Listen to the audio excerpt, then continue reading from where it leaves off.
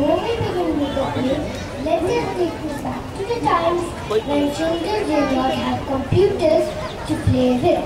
They had friends, where weddings were blessed by family and loved ones, and birthdays were occasions to be celebrated with one and all. It was a blessing to have a big family.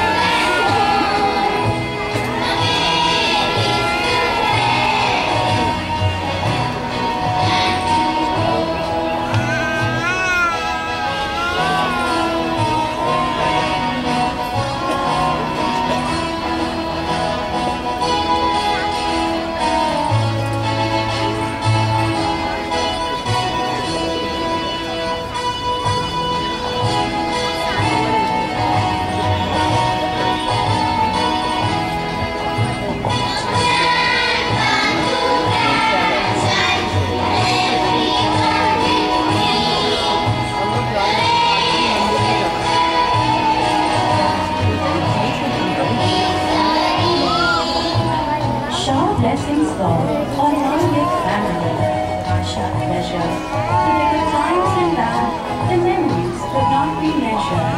To have a big family is a blessing of God. May I and everyone here enjoy this blessing.